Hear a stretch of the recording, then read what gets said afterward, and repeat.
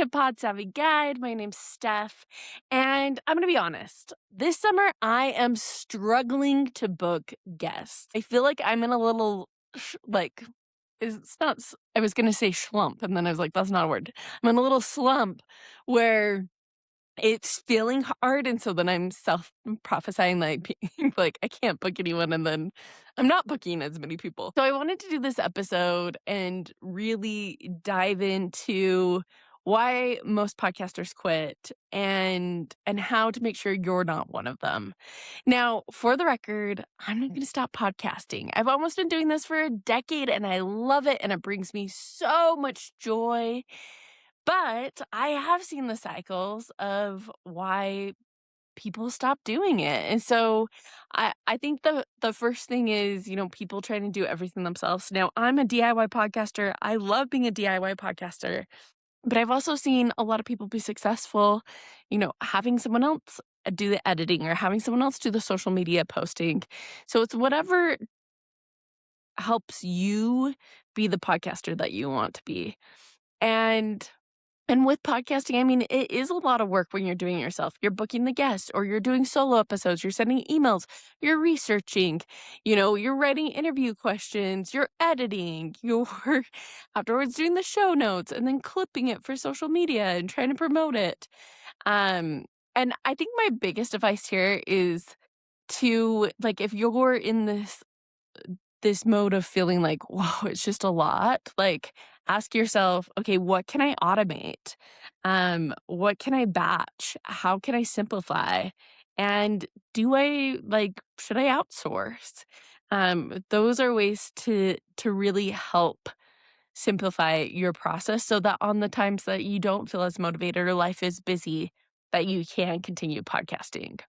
And you really don't need a huge team. Like with scheduling software like Calendly, like Riverside just added a whole new software that's going to make it so much easier with editing. All that stuff can make a big difference, or even like virtual assistants. I hear that that's helped a lot of people. So the second thing is unrealistic expectations.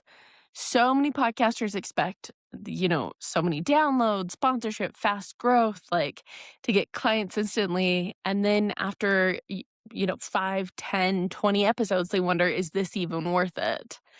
And my advice with that is like podcasting is like the long game.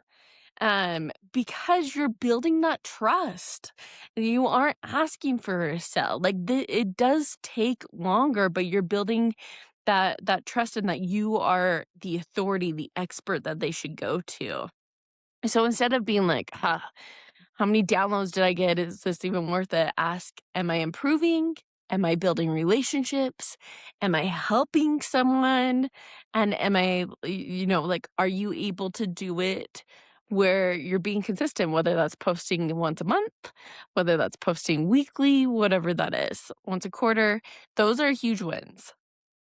And the third thing that I see, that this is a little repetitive, but it like goes with everything, is burnout.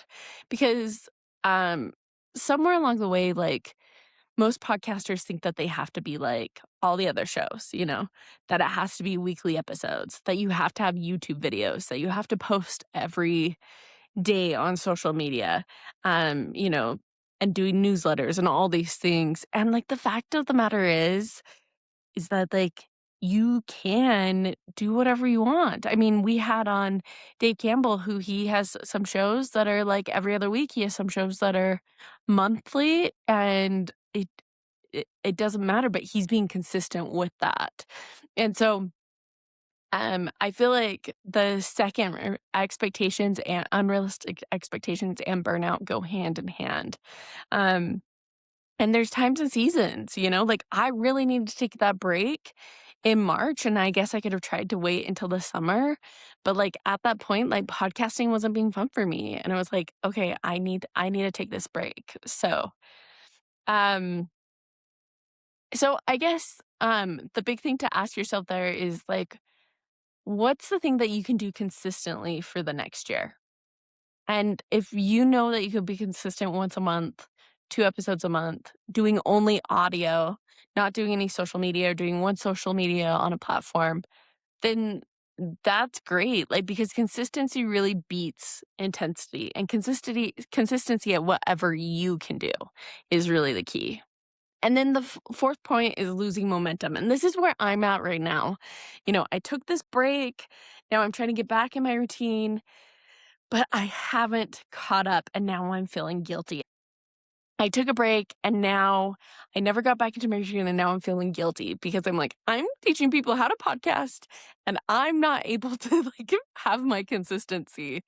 But like the thing is, like after producing all of these episodes, like I know that if I miss a week, 2 weeks, a month, it doesn't kill a podcast. I know that, like, taking a vacation doesn't kill a podcast. I know having a slow season doesn't kill a podcast.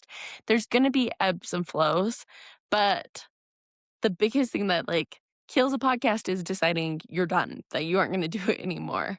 So, I think that that's a big thing that I'm trying to tell myself is, like, me pausing isn't a failure, and even right now, like, I spent this morning trying to book guests, and I have a few people booked, but I'm like, "Hey, even if my big booking time isn't until the fall, that's okay, and the ones I can do solo episodes on, let's do solo episodes, but I think that, it's just the unrealistic expectations really that I put on myself where it's like, it doesn't matter, and that loses the momentum, so I actually just um, and for me, like, I do so well with challenges. I started another challenge for myself, and part of it is podcasting, and it's not a crazy big goal, but it's just being like, "Okay, let's just do as many as we can." My goal right now is now until the fall to build that momentum back up any way I can so that in the fall, I can start being consistent with my podcast again. And then I think that, like, the last thing with this is fear. A lot of times, people stop podcasting because of fear. Fear because they're like, "No one's listening."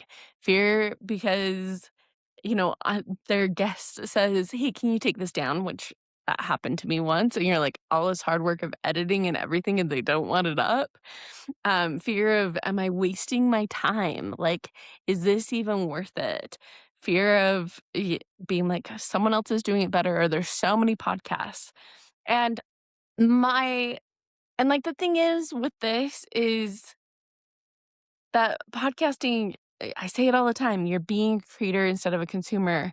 So and here's the thing, like, podcasting takes you out of your comfort zone. Even if you're doing a solo podcast, you never talk to any other guests, you putting your ideas out there on a podcast, that takes you out of your comfort zone. You're becoming a creator instead of a consumer. And so there's a ton of fears that can come from that.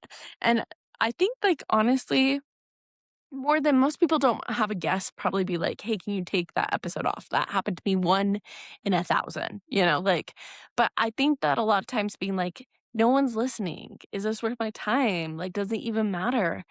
Uh, and but, like, honestly, like, for me, I had a podcast this week that I really was not knowing what to expect, and, like, the guest answered some questions that I was feeling, about my life without them even realizing it, and that's where it's like, "Man, like, podcasting is so cool."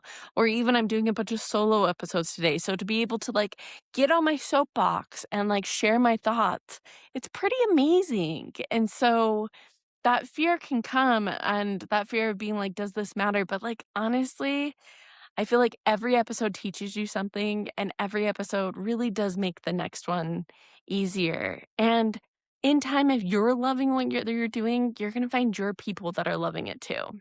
And it's interesting because there's this statistics that always talk about, like, people that stop podcasting, and the podcast host had this stat that they said about only 16% of podcasters are considered active, meaning they've published an episode in the last 90 days.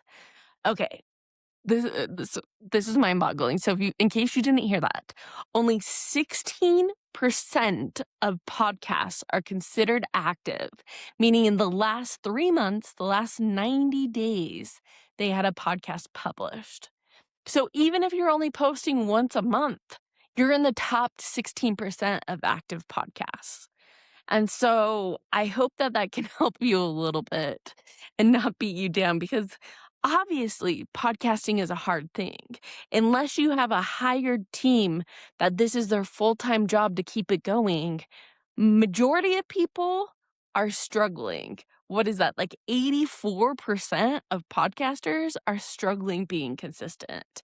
So if you simply keep on publishing, you're doing what you're already doing, like, your goal doesn't have to be to become the biggest podcast. You can simply say, "Hey, my goal is to be part of that 16% and to keep on showing up."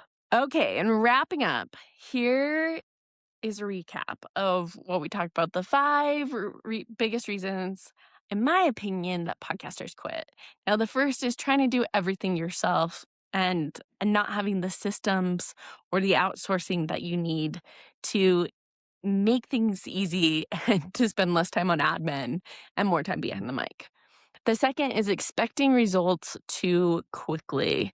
Really being like, wait, this isn't working out and giving up. The third goes along with that of burning out. It's not as much fun anymore. The fourth is losing momentum and not being able to like get it back. And the fifth is letting fear stop them. Fear of what? No one's listening. Does my podcast matter? So I hope that if you remember one thing from this episode, let it be that podcasting really just is about continuing to show up. Done is better, always better than perfect. Some episodes are going to be amazing. Some you're going to be like, oh my gosh, I want to share it with everyone. And some are you're going to be like, hey, check that off the list today. Got it out there. Some won't be as amazing. Some guests will cancel. Some weeks life will get busy. That's normal. The only episode that can never help someone is the one that never gets published. So remember that. The only episode that won't help anyone, that no one's going to listen to be like, oh my gosh, I love that, or oh, that was so funny, or I never thought of it that way, is the one that doesn't get published. So don't wait. Don't wait for that guest to be booked. Don't wait to get a newer microphone or a new studio. Don't wait until you feel motivated. Record the next episode. Press publish, keep going. And thanks so much for hanging out with me today. And if this episode encouraged you, I never say this, but share it with another podcaster who needs the reminder because I want to find my people too. And until next Saturday, keep on creating, keep on learning, and remember, done is better than perfect.